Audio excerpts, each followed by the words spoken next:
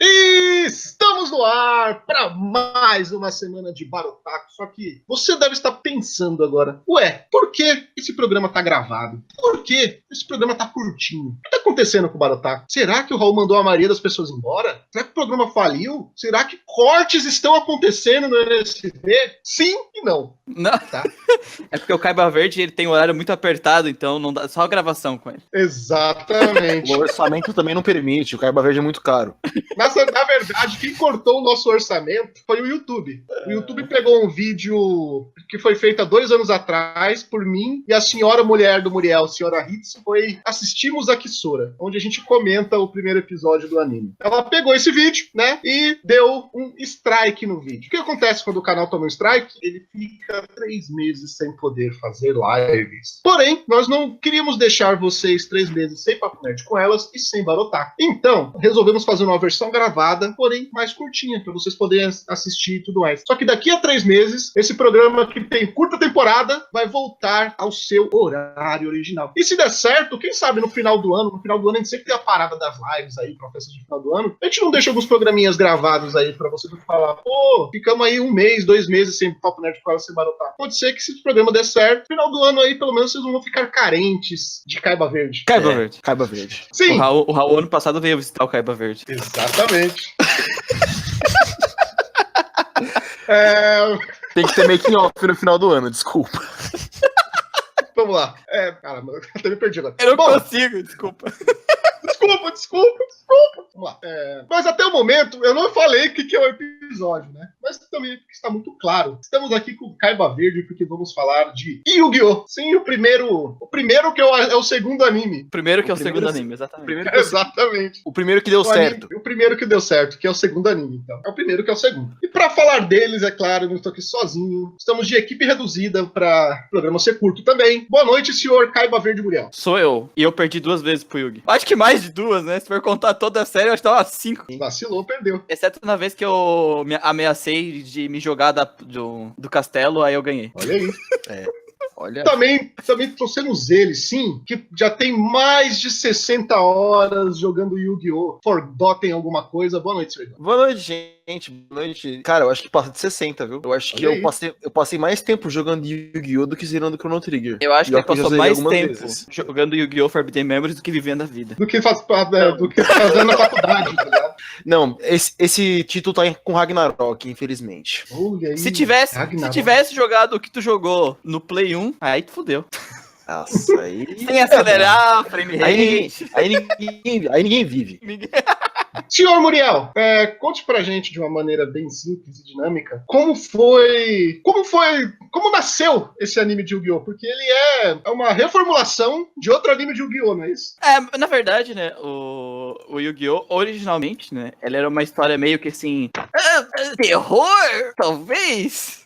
Mais ou menos. Na teoria, ele era pra ser uma história meio assim, com horror, onde tinha as relíquias do milênio, que a gente conhece, espíritos, poderes místicos, jogos das trevas, né, que a gente conhece, que é onde você aposta sua alma. Só que originalmente, sim, eram vários jogos, cada capítulo era meio que um jogo diferente. Tinha, às vezes, apostavam, tipo, jogar uma moeda, coisas do tipo, até vários tipos de jogos eletrônicos, xadrez, alguns outros tipos de jogos. E sempre acontecia umas coisas legais no final, tipo, o cara fica louco achando que ele tá pegando fogo a vida inteira. Assim, coisas bem leves no mangá original.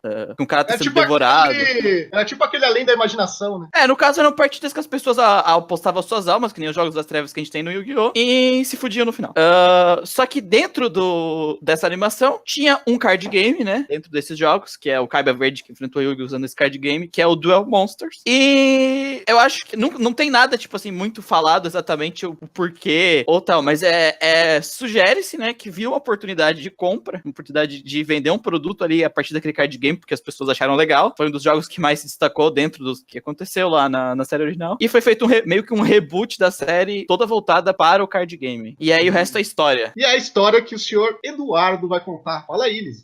Na verdade, ele partindo do ponto, assim, conta a história do jovem Yugimoto, que deve ter que seus 15, 16 anos, tá no colegial, e ele ganha uma caixa, onde tem uma relíquia do milênio do seu avô, e dentro dessa caixa tem um quebra-cabeça, cabeça, que no formato de uma pirâmide, que ele monta, e quando ele termina de montar, ele começa a ter ele acaba dividindo essa casca que ele tem, né, o corpo dele, com o Mohitori Noboku, ou o outro eu dele, que a gente só vai descobrir o nome na última temporada, que é a alma de um antigo faraó. E nesse mundo, incrivelmente, tudo se resolve com duelo de Duel Monsters. Até hoje. Exatamente. Você tá sendo assaltado? Não, hora do duelo. Se você ganhar, sendo assaltado. É mais ou menos tipo assim. no duel, no life, é isso? Isso, mais ou menos isso. Só que, na verdade, começa dessa treta com o Yugi e com o Kaiba. O Yugi tá jogando Duel Monsters com o Joey, ou Jonote, não sei como vocês preferem falar. E o Kaiba ouve que o avô do Yugi tem uma carta rara, e o Yugi leva os amigos dele pra ver a carta. É o dragão branco de olhos azuis, que de raro atualmente não é porcaria nenhuma. Mas o Kaiba acaba querendo comprar essa carta do avô do Yugi e oferece um monte de carta lixo. Oferece um monte de carta bosta. Pausa a cena, é só carta merda.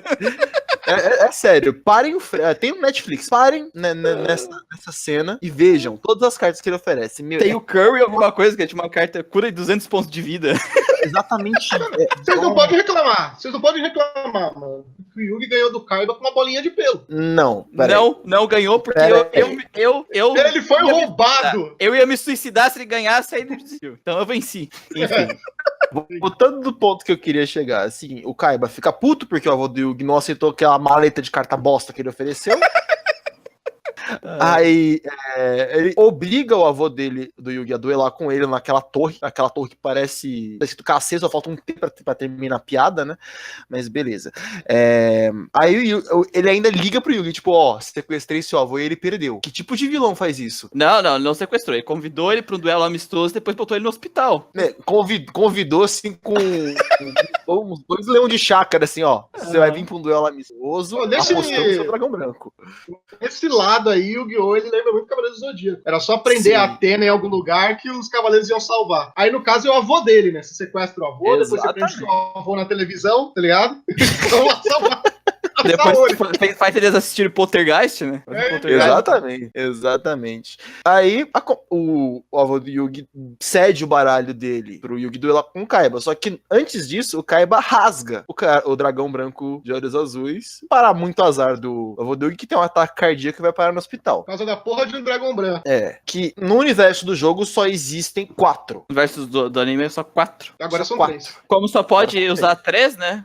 No baralho, então o Kaiba não queria que ninguém mais usasse o Blue Eyes, então eu vou poder rasgar essa carta. Aí foi todo mundo lá ver o Yugi duelar, aí eles fazem um smile na mão, achando que vai significar alguma coisa. Isso já não sei, isso não é um pouquinho mais pra frente, não? Não, é aí agora.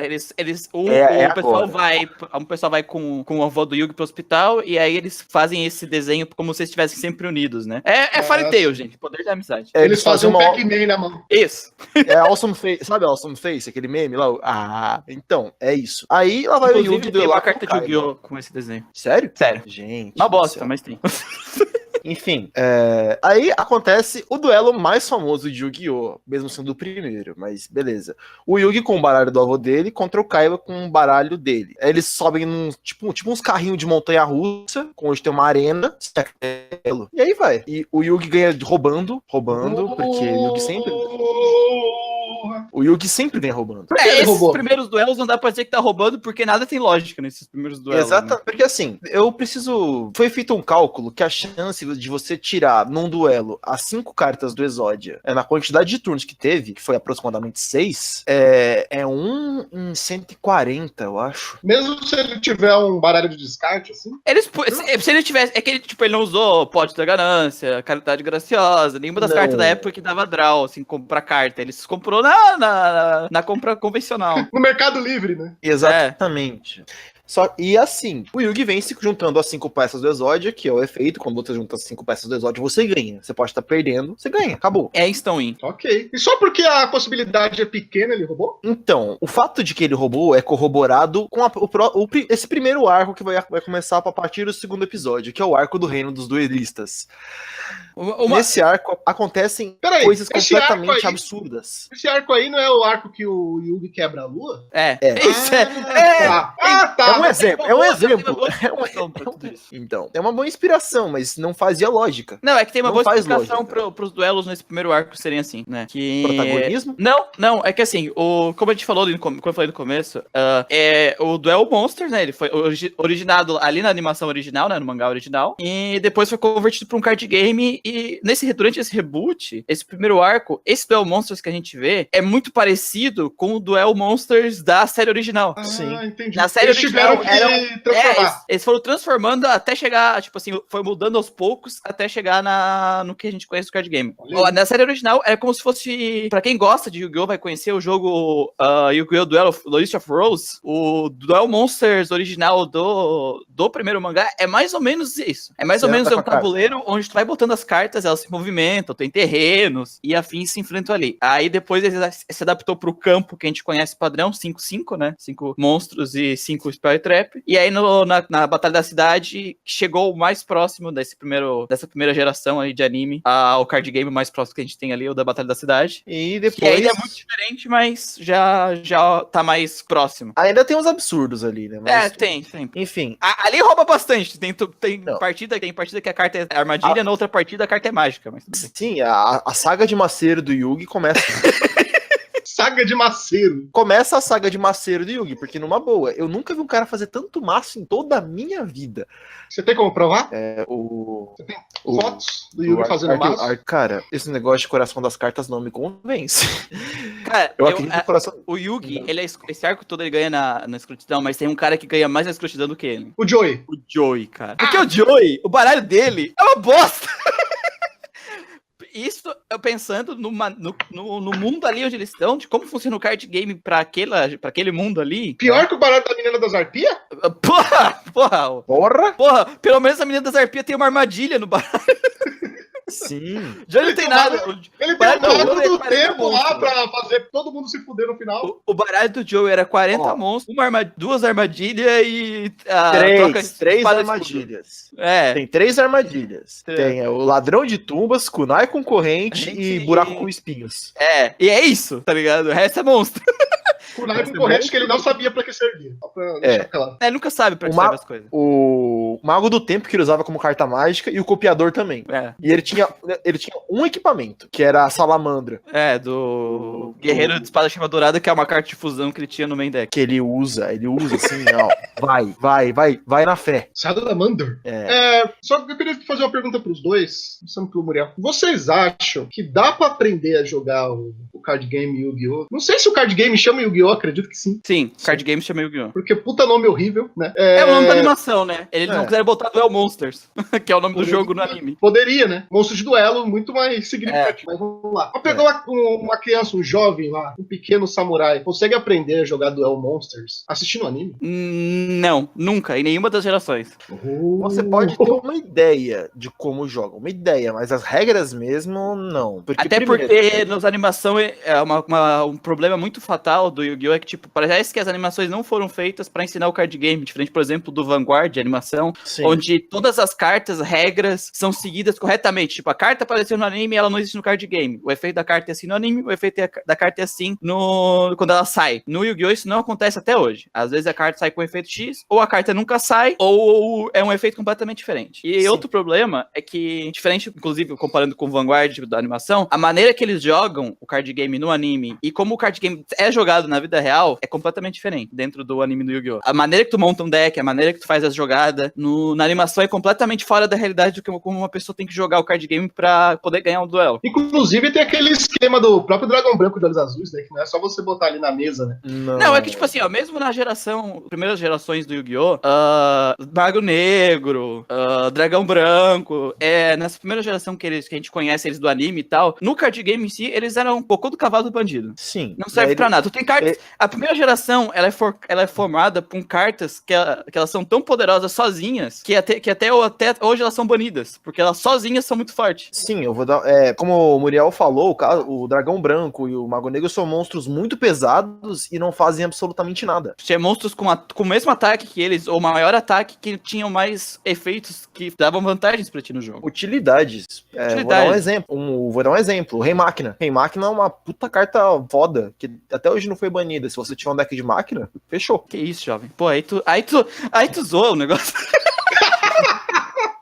Olha aí. Primeira geração de Yu-Gi-Oh! Ela é extremamente escrota. Eu vou explicar o que... A primeira geração de Yu-Gi-Oh! As jogadas básicas dela é os decks Chaos com dois Black Lotus Soldiers of Chaos e Dragon of Chaos, Dark Magician of Chaos, que busca spell. Tinha muita Painful Choice, que tu escolhia, botava todas as cartas que tu precisava no teu cemitério pra fazer as jogadas. Descarte de mão, tinha 3 cartas. Tinha carta que descartava 2, uma que descartava uma e uma que voltava do teu deck pra tua mão. E a Tagarazo não deixava tu comprar carta. O cara limpava a tua mão e não deixava tu comprar carta. E a Tagarazo veio depois. Com a primeira geração aí, tipo, e a Tagarazo já veio junto com o Espírito. Primeira geração já tem Espírito. Tá no primeiro manual, o Espírito. Não, sim. Só tô querendo dizer o seguinte, a gente tá primeira geração é o primeiro é a parte do primeiro arco já tinha. Ah, não.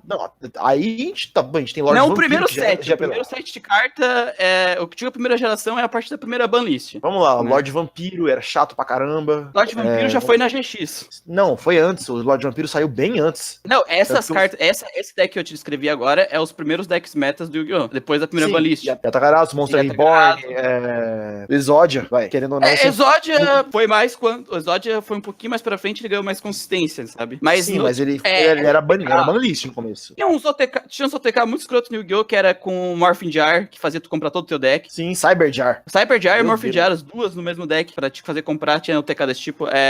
Final Turn, FTK, que não deixava tu jogar. Sempre foi muito escroto, na verdade. O card game o competitivo. O competitivo é OTK, basicamente. Então. Desde aquela época. Esquece. É muito diferente. O anime, como se joga o card game, é muito diferente. As cartas que ele usa no anime e as cartas que tu vai usar no card game, elas se diferem muito. Assim, você até pode ter batalhas épicas com seus amigos. Mas, tipo, se você for num campeonato oficial, você nunca vai ter uma batalha épica. A sua batalha vai durar 3 turnos, no máximo. Hoje em dia, sim. Hoje em dia, uma batalha de Yu-Gi-Oh! Assim, é 3 a 5 turnos. E normalmente elas levam 1 hora. Pra gente fechar e pro povo ter uma noção da diferença do anime pro jogo real, eu queria que o Muriel comentasse as cartas gods lá do anime, que são as cartas mais poderosas e tal, elas machucam na vida real? Não. Por quê? Não, porque tu tem muito trabalho pra colocar uma em campo e elas não têm os efeitos tipo de invulnerabilidade que elas têm na animação. Elas são muito vulneráveis a qualquer coisa e tu tem que investir muito recurso pra botar elas na mesa. Então não vale a pena. Só se tu montar um deck assim, for fun, muito focado, mas mesmo assim é uma coisa, sabe, não vale a pena. Tá investindo numa coisa que não vale a pena. Sem falar que principalmente do dragão alado de Ra foi muito nerfado. O efeito dele no anime era muito overpower, perto do que é no card game. Hoje, o que mais tu consegue jogar melhor é o Ra por causa que eles lançaram 3 cartas do Ra, né? Que no anime Esfera, o Fênix e o normal. E o Fênix os poderes dele viraram 3 cartas, é isso? Isso. Sim. E aí tu consegue, ele é o mais consistente de tu usar, mas mesmo assim, não é muita coisa, sabe? Antes de você ter essas 3 cartas, era Obelisco. Obelisco antes disso era Obelisco. Porque ele entra já ele já entra com força no campo, já entra com 4.000 e tu sabe que esse o ataque dele é esse, e ele é o único que realmente tem um efeito de autoproteção que os outros não têm, que tem no anime, ele tem um pouco disso. Não igual no anime, mas ele tem. Ok. Última carta que a gente vai comentar aqui, outra carta muito famosa no anime, que é o Castelo da Ilha da Fantasia. Machuca na vida real. O Toon World?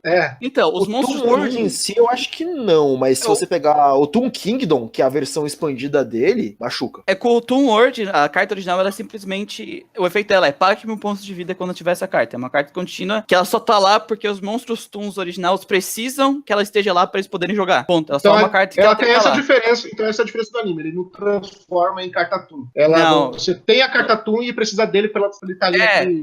Como ele falou, o outro, aqui a carta de campo, o Toon Kingdom. Então, aí ele já tem um pouco mais esse efeito de proteção que ele tinha no anime. Não deixa monstro Toons levar ser alvo de efeito. Tem mais uns efeitos agora que eu não lembro, porque faz muito tempo que saiu o Toon Kingdom. Sim, mas o Toon agora, se você for pegar, ele tem muito suporte. Você tem eles lançaram mais um monte de monstros Toon hoje em dia, mas é mais um deck fã, mas funciona bem. Mas, tipo, é legal de jogar com uma pessoa que não tem nenhum conhecimento de meta, porque a pessoa vai ficar brava. Esses decks, eles foram feitos por for fun, pra deixar os outros bravos, de verdade, porque deck Toon, se você não tiver um mínimo de conhecimento pra quebrar, você não joga. É isso aí. Pessoal, vamos fechando. Eu gostaria que vocês dois se despedissem já respondendo também. Qual é a importância do Yu-Gi-Oh! Original? Qual é a importância de Yu-Gi-Oh! Para a cultura do card game no mundo? Muriel. Pra cultura de card game, bom, hoje o Yu-Gi-Oh! Não é o primeiro card game, né? Tem vários antes, o mais famoso conhecido foi o Magic, né? O Magic eu acho que foi o que mais estourou, não sei. Mas hoje ele é o card game mais vendido do mundo, de acordo com o Guinness Book, né? Tanto em vendas quanto em número de cartas. Então normalmente ele é a entrada de muitos jogadores para os card games por causa da animação, né? A animação traz muito público. E em comparação com, por exemplo, os card games grandes como o Magic, ele é muito mais barato para quem quer começar. E como o Vanguard e outros card games são desconhecidos são meio assim desconhecidos ainda pelo resto do mundo, ele ainda é o que dá mais importância para as pessoas entrarem nesse mundo de card game. Eu acho que tirando o Magic, os mais conhecidos pelo mundo, principalmente japoneses, são Pokémon e Yu-Gi-Oh, né? Pokémon e Yu-Gi-Oh. Certo. Senhor Eduardo, a mesma pergunta e se despede da galera. Aliás, Muriel, você volta. Não, eu sou o Caiba Verde, não me despeço. Vocês têm que agradecer que eu tô aqui. Ah, tá. Beleza. Boa noite. Senhor Eduardo, a mesma pergunta e se despede da galera. Cara, eu acho que a função de Yu-Gi-Oh! Não só pro card game, mas pros animes, foi o primeiro anime que foi criado pra vender um card game. O Muriel citou o Vanguard e tal, mas o Yu-Gi-Oh! foi o pioneiro nesse sentido, né? O Yu-Gi-Oh! Estava em vanguarda, né? Não, é que o Yu-Gi-Oh! O Vanguard ele foi feito só com esse objetivo, né? Sim. O Yu-Gi-Oh! Ainda tem um mangá por trás que depois virou essa intenção. Sim. Mas o segundo anime já foi feito completamente pra vender carta.